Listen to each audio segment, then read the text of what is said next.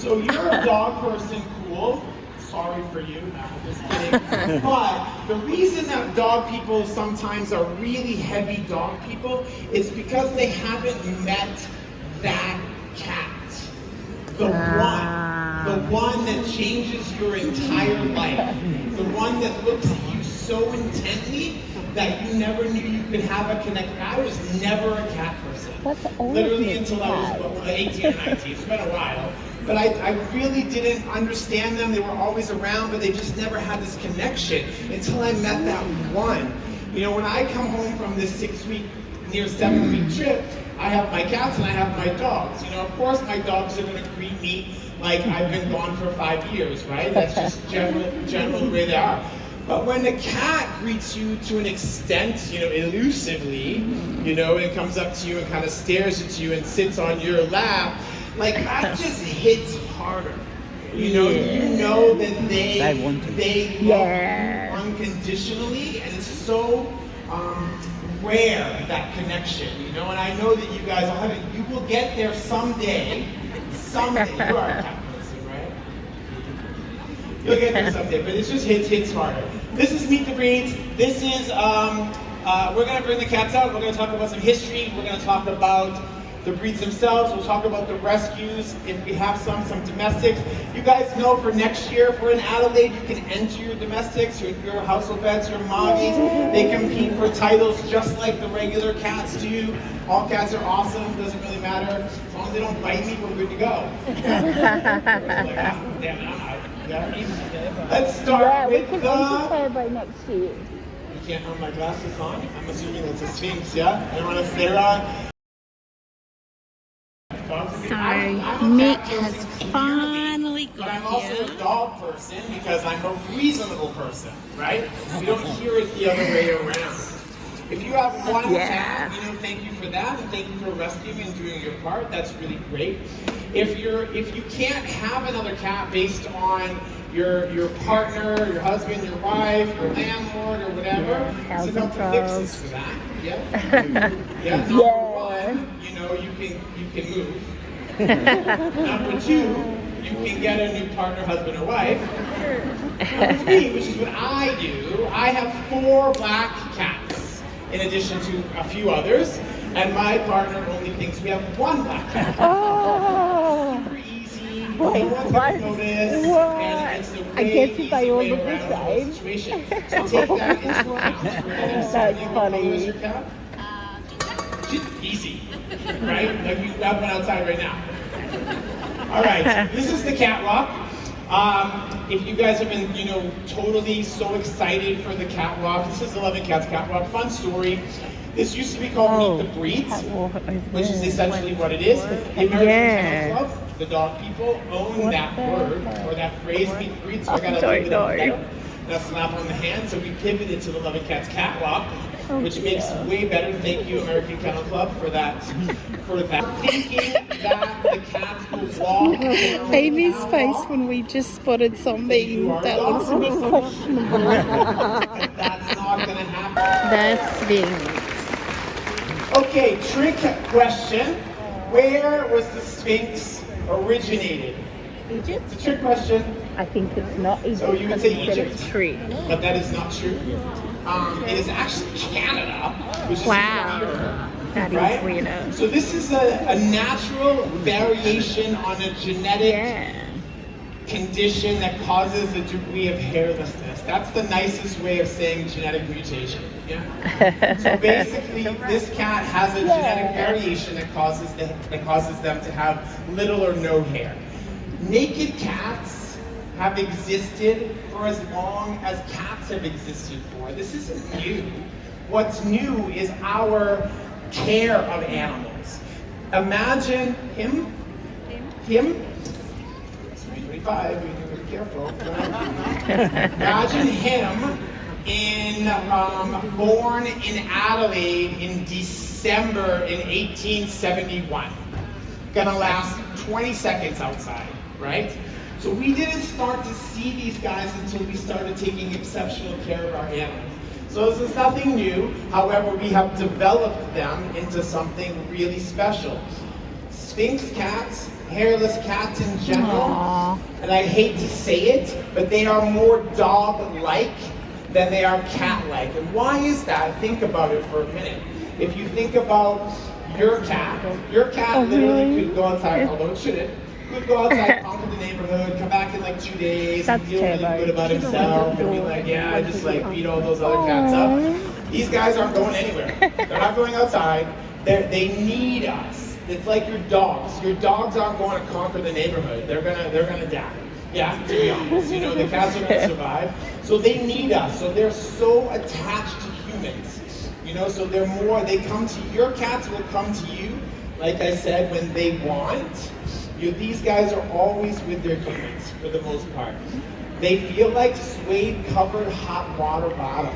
A cat's temperature, just a normal cat's temperature, is a lot higher than a human. So they are very warm to the touch. Is this a sealed point? So sealed mink? Okay, so this cat, if it had hair, the hair would be Siamese in coloration-ish, with darker ears, darker tail, darker feet. Yeah, so you can kind of see it's a little bit darker in the head. So the color of a cat goes all the way down to the skin. It's not necessarily just the hair. Sphinx should look a little fat, really, because they eat a lot more. We want to see them in a pear shape, because they eat a lot more than a normal cat, because they have to keep their body temperature higher. So they're always eating. So if they're always eating, they're always pooping. Yes. I was going to say, going to the toilet. So be aware of that as well. There's no hair here to absorb any oils.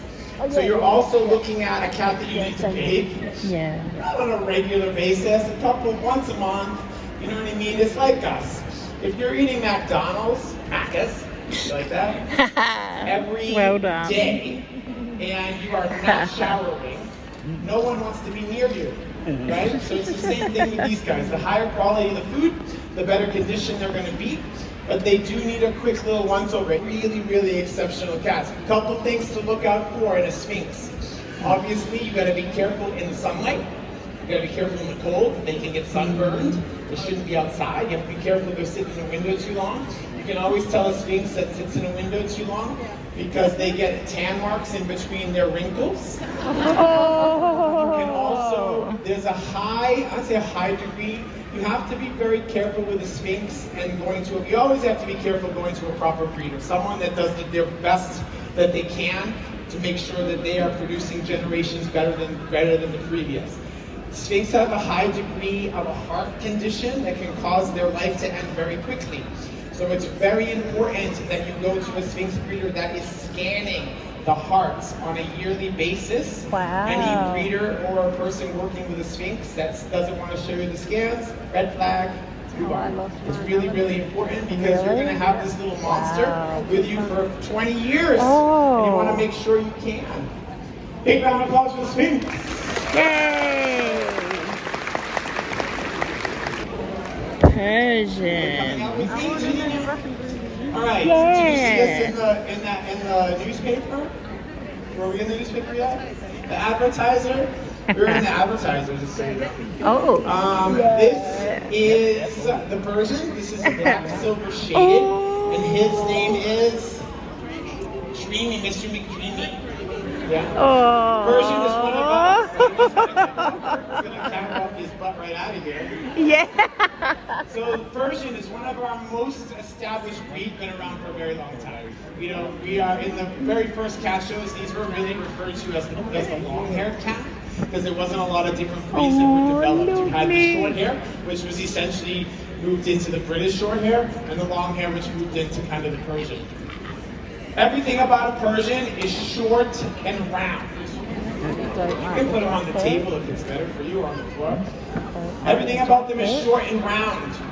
Short body, short tail, round paws, round head, round eyes, round ears.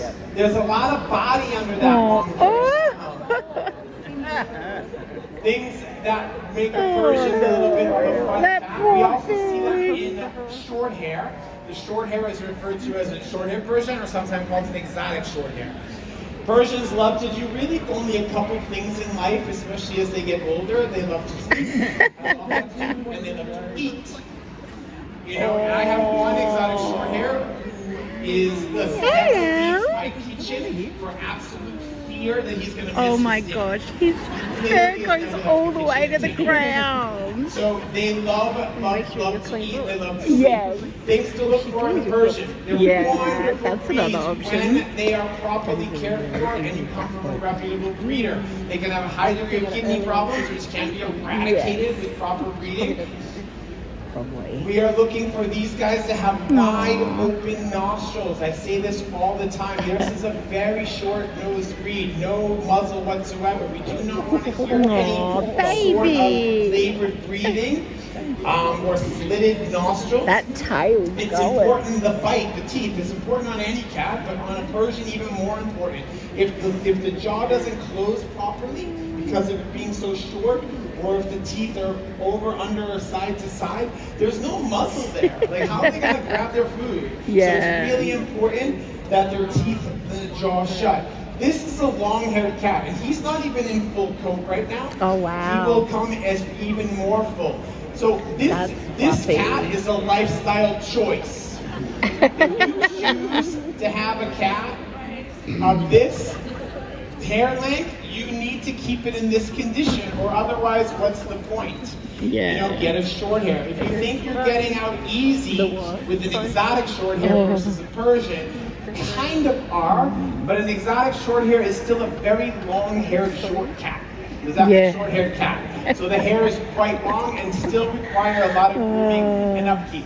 This is a very difficult color to keep in condition. We know that Janina's house is very clean. Otherwise, that cat would have yellow paws. Think about it. White feet, yellow paws, dirty litter boxes, dirty floors. You know, this is really important. That color can be sucked up into the hair. Really hard to get rid of. Wow. So he's obviously well cared for. How old is he? 4.5. He's a 4.5, so fully grown. He's a lot bigger and chunkier than you would think. He weighs a lot more than you would think. So Persians are big cats, and it will be good to see his coat coming in full because you are coming. I'm upside down for me anyway, so I'm used to seeing them coming out of coat right now, but now they're coming into coat. Make sense? Big round for the Persian. Yay. Yeah, okay, good. My favorite class. So come on, guys. This is the only domestic or non-pedigree cat in the show.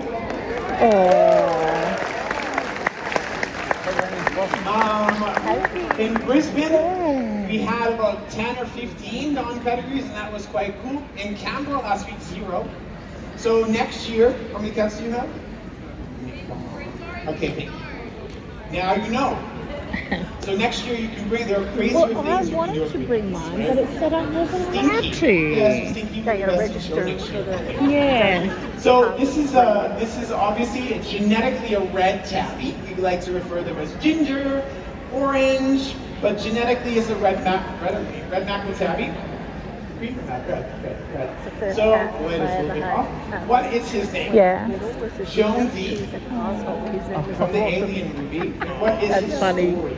Does he have a Nick story? had two. Tiger Yes. 1 and Hold Tiger on. 2. Let me see. Can I have the Can we go both at the same time? Oh wow. Oh wow. Okay, so this is Jonesy and you're Mel, yeah? Okay. Oh wow. So Jonesy, tell us what's up. So Jonesy was found on a Oh my pallet at gosh. Greenfield when he was about 3 days old. Oh. The ladies that found him were rescuers and put him and his 2 sisters down their bra to keep the warm kittens up. A friend of mine who's a fosterer had week-old kittens, so they put those 3 kittens in with that litter. And then at 8 weeks old, he came to us, and we have 8-week-old Abyssinians. So his third mum is an Abyssinian. So Aww. this is part of Abyssinian. So you know I love to hear these stories because like think about it. Like his life could have been completely different, right? Completely drastic, and now he's like living the high life, obviously. in up on the catwalk with me. You crazy. Yeah. You know what I mean? Like that could have ended in a total different circumstance. You know, you can't make a difference for all of them, but the ones you can, Yeah. make a huge difference. And like, did he ever know he was going to become a super meowdle? No, he did not, cute. but he is here now. In the non-pedigree section, we judge these guys on sometimes we have classes of 25 to 40 domestics in the pedigree section, non-pedigree section. And we judge these guys on there's no standard points, right, for non-pedigree. So Mix it it doesn't up. matter what the years are, doesn't matter what the code is, doesn't matter. We want to You're make in sure love, you aren't you, read. mate? You love him. He winked at me. We want to make sure your nails are clean, your ears are He clean. winked at me. Really, if they want to be here, because like this is a really difficult environment, and really we judge, a 90% on personality. In my special classes that I do, the VIK and the VIC, the very important cats, the only class in the world in any organized association where the non-pedigrees go up against the pedigrees. And I weigh heavily on personality. Is he in my class this afternoon or tomorrow? Yeah, either today or tomorrow. So will you measure up? We will see. Big round of applause for Jonesy. So remember when we talked about the first cat show? He was in London's Crystal Palace 154 odd years ago. So the United Kingdom is the home of a lot of different cat breeds for obvious reasons. British Shorthair. This is one of them. This is called the Devon Rex. So the Devon, anytime you hear any judge or myself say anything that ends with Rex, Devon Rex, Cornish Rex, Tennessee Rex, Selkirk Rex, there's also a Perm that didn't get the Rex memo, apparently. There's some sort of genetic variation that causes the hair to be wavy or curly. So you can see and it comes in as the cat gets older, but you can see really quite drastic, this really curly, sheepy-ish coat. Devon Rex were originated in, this is not a trick question. Devon. So, and these guys, they look like a little pixie or an elf. Oval shape to the eyes, large ears that are set low. They're small and compact, but they weigh quite a bit. They're a lot unexpectedly heavy than you would expect. That coat weighs heavily. That coat needs to be in as full as possible, especially when the cat is in the full adult class. Is this a girl or a boy? Not you. This one. Anyone know? Why is that? Okay. 2025. Catch up. Why do we know this is a girl? Okay, not closer. Torty! Boom! Very good. So anytime you have a calico or a tortoiseshell, torty and white is technically the genetic term for calico, is a girl. That is a sex-linked color 99.9% of the time. Anytime you have a male torty, which happens, they are generally sterile. When you have a ginger, I don't know. 75% of the time it's a male, 25% of the time. Fun fact for a pub quiz, if it ever comes up. They are really nice cats. I say in Australia the quality of the cats is really high. You guys have a really heavy quarantine and very difficult to get the cats in and out into the country. So the people that are working with specific breeds are bringing in the best of the best. That includes temperaments as well. Temperament is inherited, yeah? So you have, it's a really important temperament, especially in this class. Big round for Devon. Oh, I missed that. Yeah. Okay. So Burmese is one of our more established breeds. Been around for a very long time. Everyone knows the Burmese. You guys know the Burmese is really popular in Australia. You have the best Burmese and Mandalays in the world, hands down. I've judged everyone. Wow. In the United States, Burmese have a very short face like a poke, big head, big round head. In the United Kingdom, they're a bit longer. In Australia, they're just so pretty. You know, there's nothing literally out of place. Burmese, you're gonna see them in a little bit of a lighter body color. This is, you know, it's called a genetic sepia. That's another conversation for another day.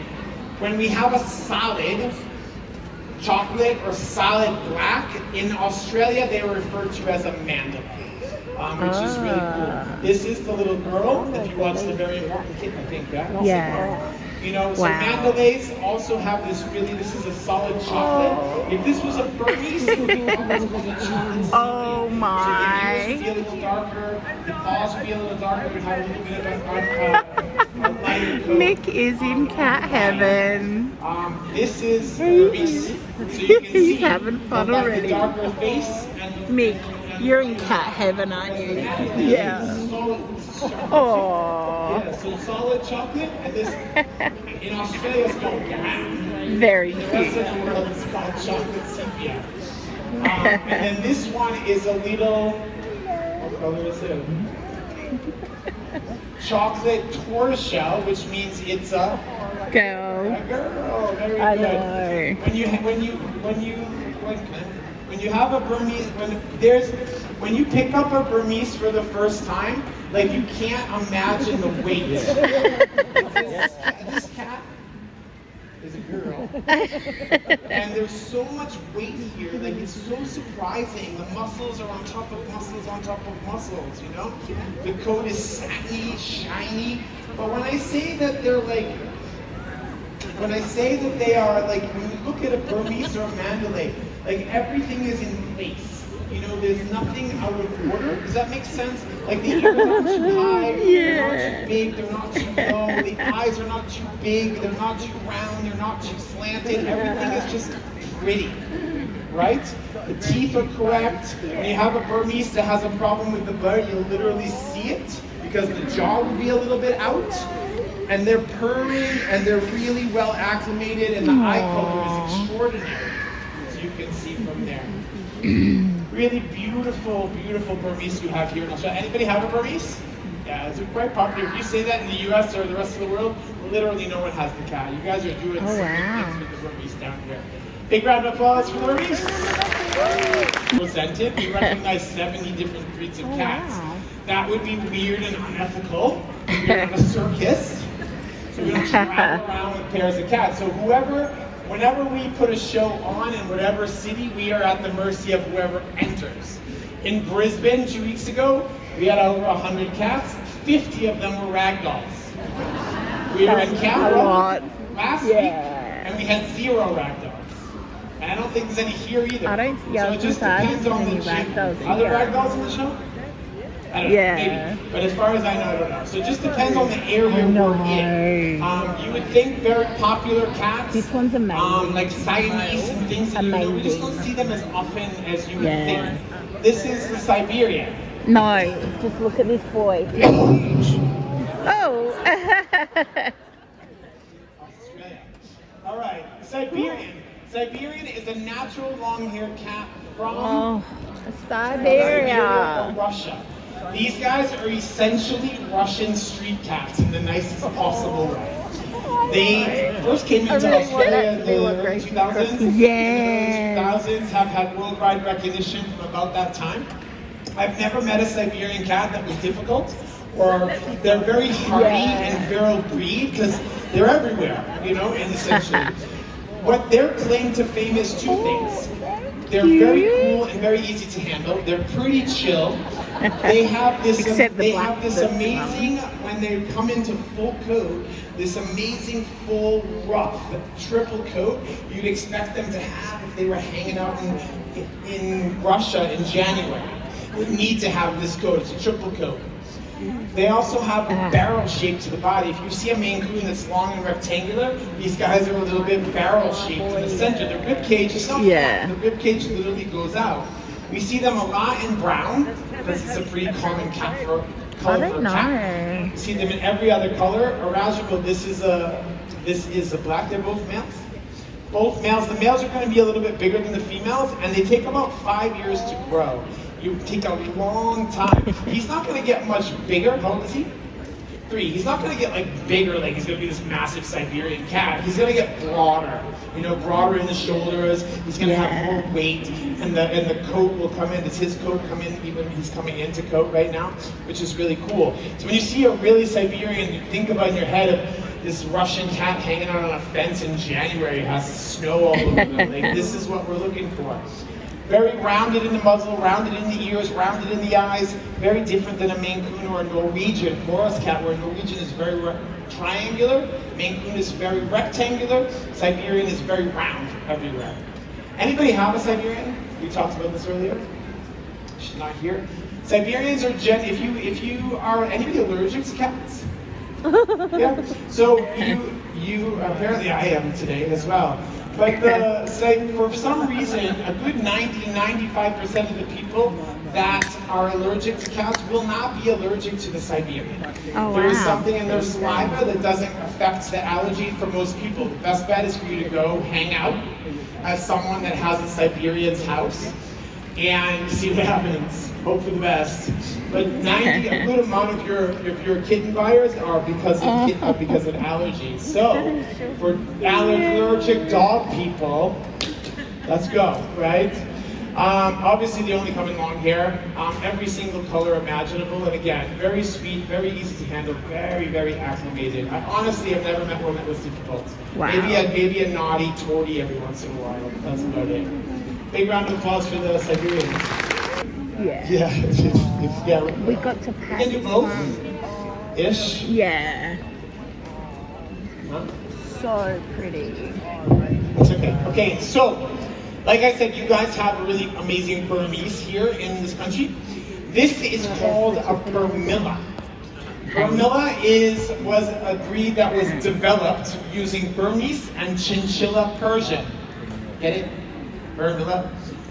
So they're Burmese in type, a little bit longer sometimes in the face, but still like the same, I'm so pretty, it's almost supermodel. Eyeliner, like so the eyes in the beautiful green color with this black eyeliner makes them really, really exotic and beautiful looking. Okay, they're both boys. So we see them only in silver, variations of different silver. How old is he? 3.5 years old. But do you see how handsome he is with his little eyeliner? So pretty. Yeah. When they are fully developed, he's going to have these really beautiful green, sea foamy kind of greeny eyes, which you can't see because his pupils are this big at the minute. But they do come in long hair as well. Burmilla long hair. Which is the same here, right? Yeah. We also have another cat that's kind of ish. In Australia, this cat is referred to as an Australian Tiffany. Similar development, just I'm sure there was some war or something happened where they separated.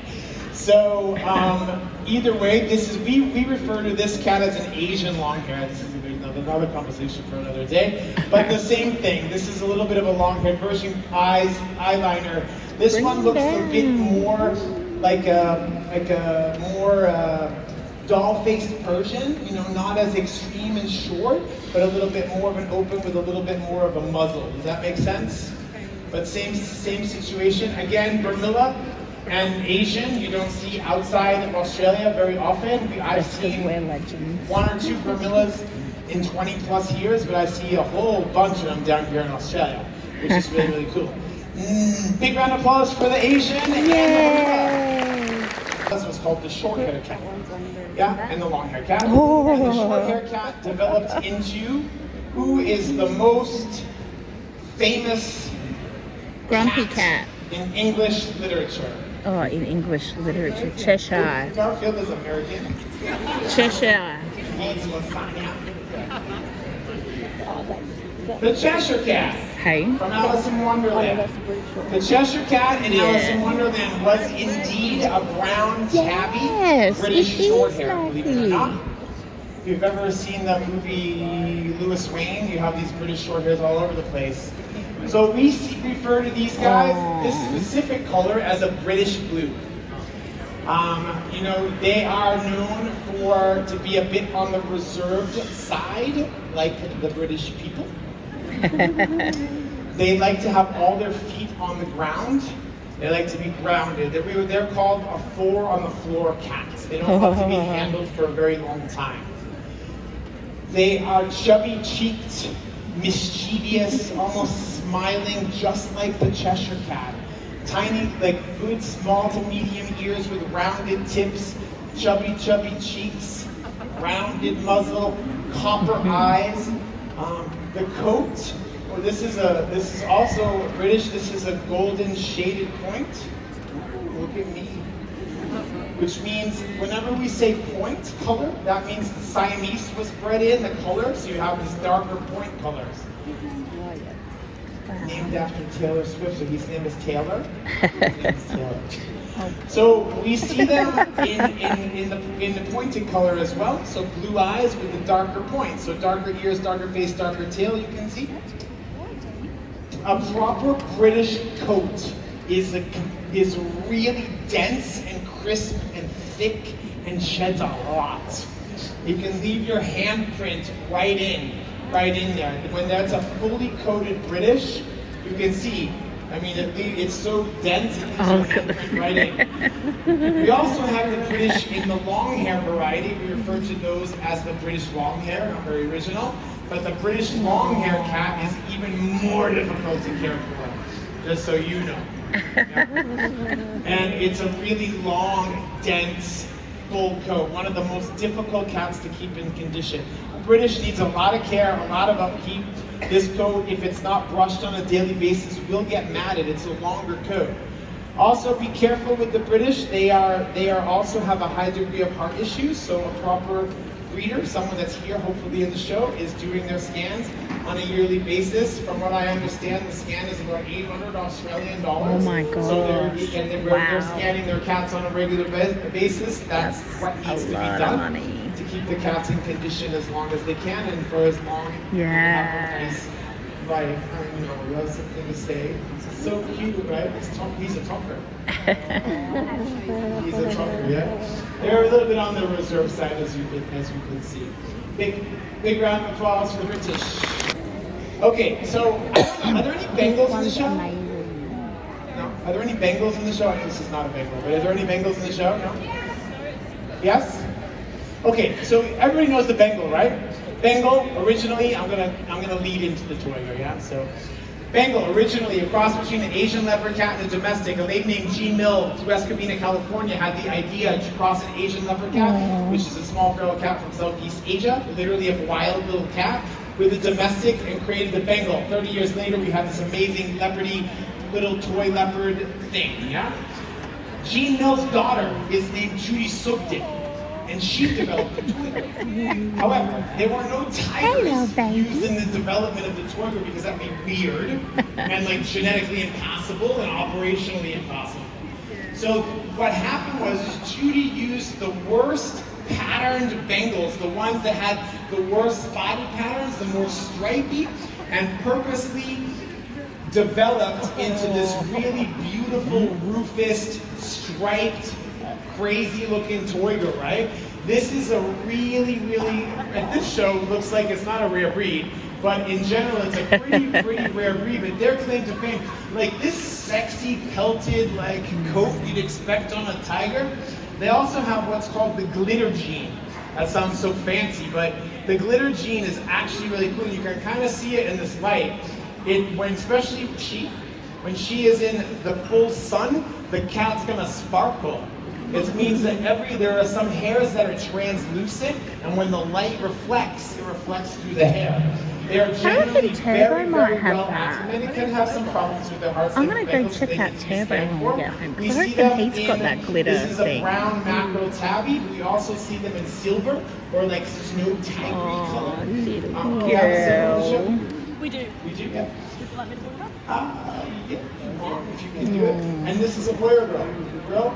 So the males are going to be a lot bigger than the males are going to be a lot bigger than the females are.